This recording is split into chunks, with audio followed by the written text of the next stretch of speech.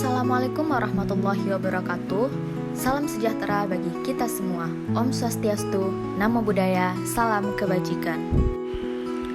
Halo semuanya, ini merupakan laporan praktikum botani umum tentang jaringan tumbuhan dengan saya Zausnil Hijayon Kosri dengan NIM 2502077, kelas A angkatan 25 dengan dosen pengampu Ibu Salmiati MPD PhD, Program Studi Agroteknologi di Institut Teknologi Perkebunan Pelalawan Indonesia.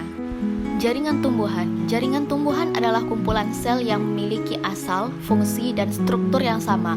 Pada dasarnya, jaringan pada tumbuhan ada dua macam, yaitu jaringan meristem atau embrional dan jaringan permanen atau dewasa. Jaringan meristem tersusun oleh sel-sel muda sehingga selalu membelah dan belum terdiferensiasi.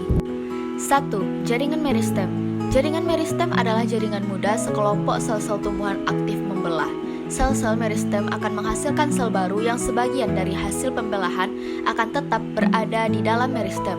Hal ini disebut sebagai sel permulaan atau inisial. Berdasarkan lokasinya, jaringan meristem terdiri dari tiga macam, yaitu apikal atau ujung, lateral samping, dan interkalar ruas.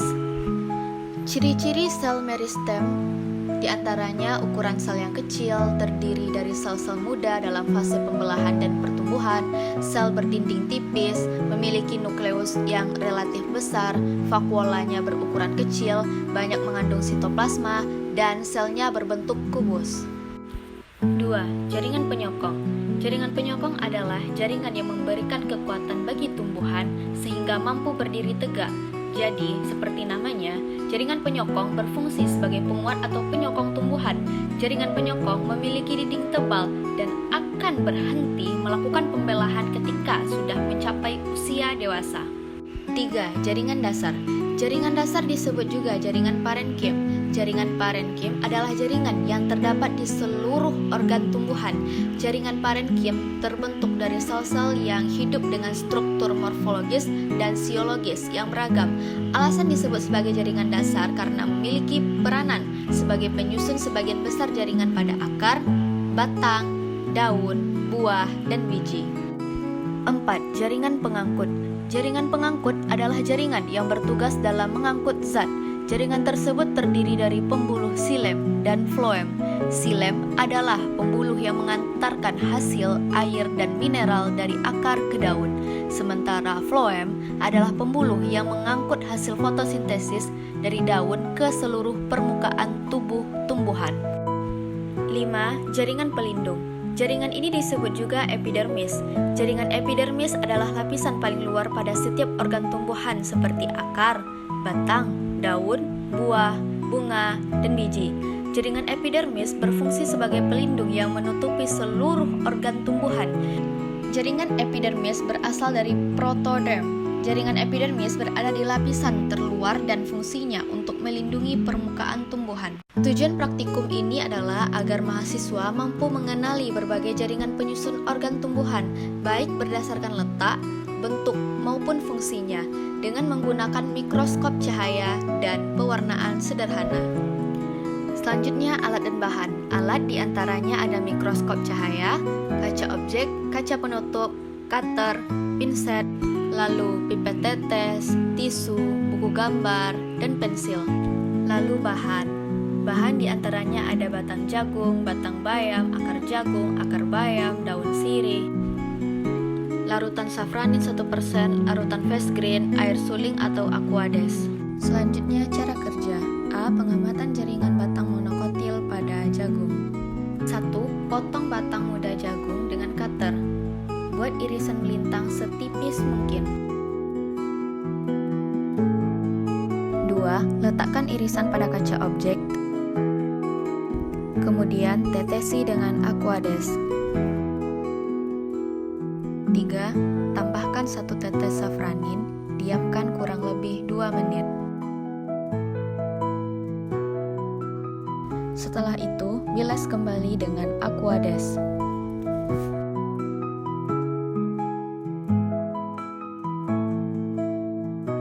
4. Tutup dengan kaca penutup.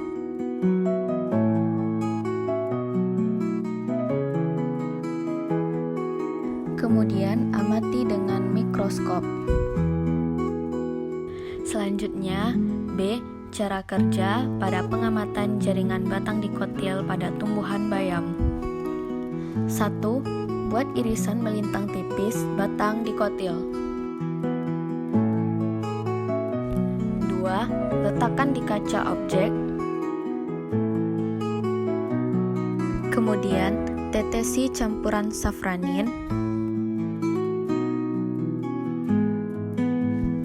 dan bilas dengan aquades.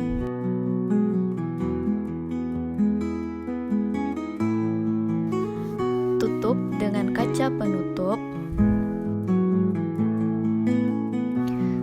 Kemudian amati dengan mikroskop.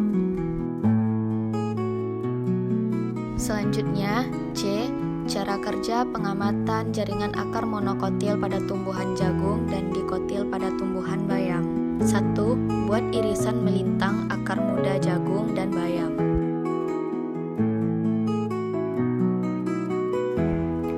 Letakkan di kaca objek.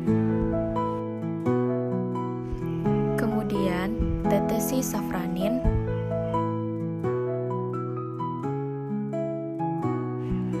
Bilas dengan aquades.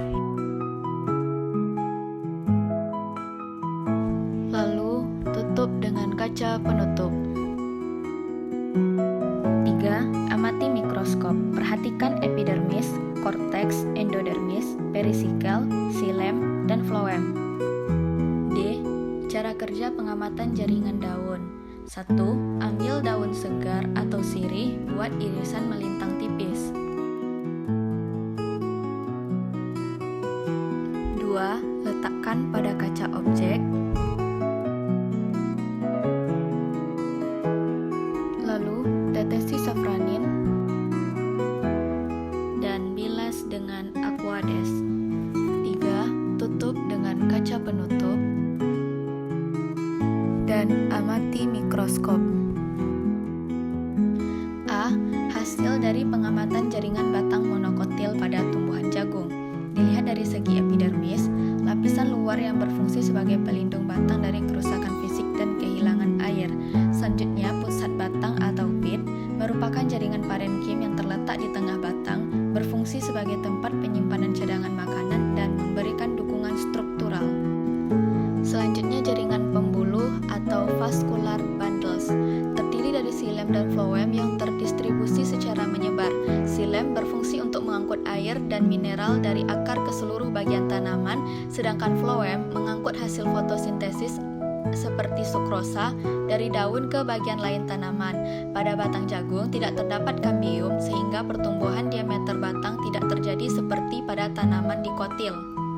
B. Hasil pengamatan jaringan batang dikotil pada tumbuhan bayam. Dilihat dari segi epidermis, ini adalah lapisan terluar yang berfungsi sebagai pelindung batang dari kerusakan fisik dan kehilangan air. Selanjutnya, korteks terletak di bawah epidermis. Korteks berfungsi sebagai penyimpan cadangan makanan dan juga berperan dalam transportasi zat-zat yang diperlukan oleh tanaman.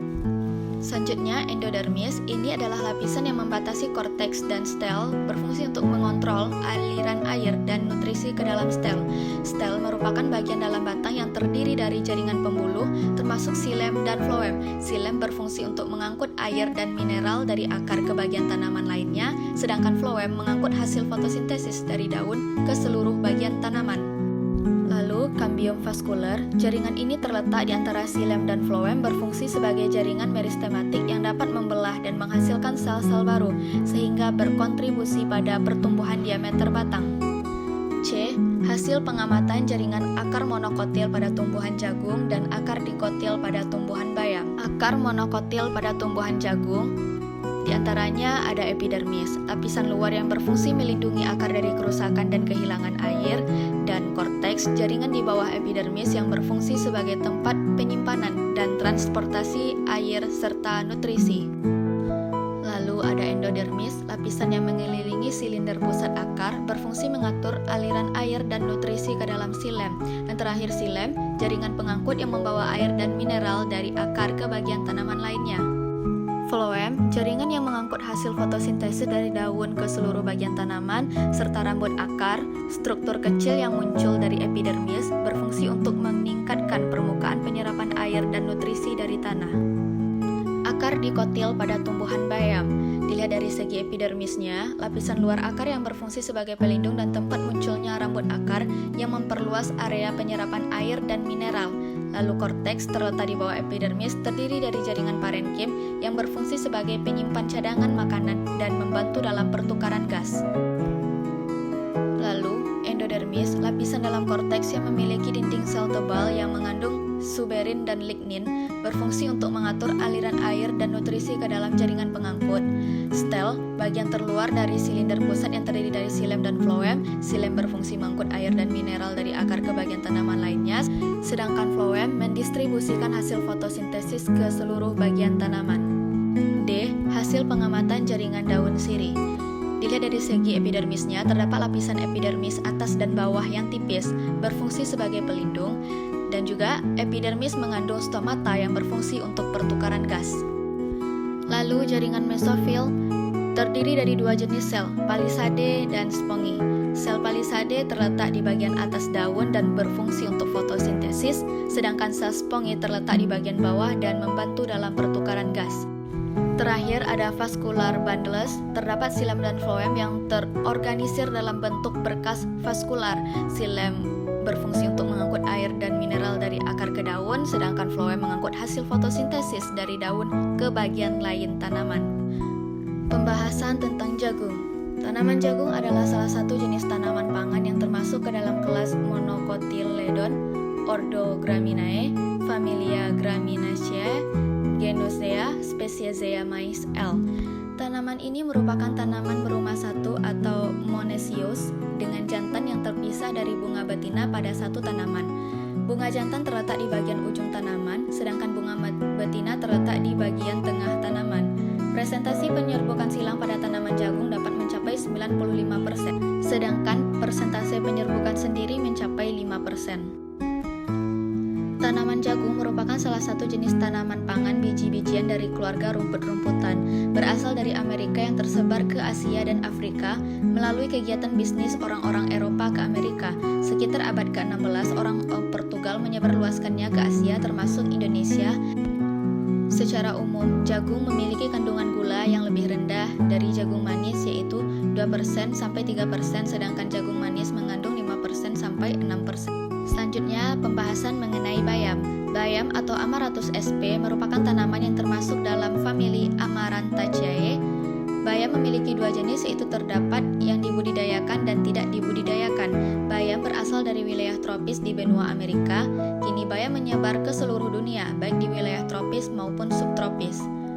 Bayam memiliki kandungan gizi yang lengkap antara lain karbohidrat, protein, mineral, serta vitamin A, C, E, dan K. Bayam dijuluki sebagai sayur mayur super karena banyak kandungan zat besi, tiamin, riboflavin, pyridoxine, kalsium, kalium, magnesium, serta mangan sehingga khasiatnya sangat beragam.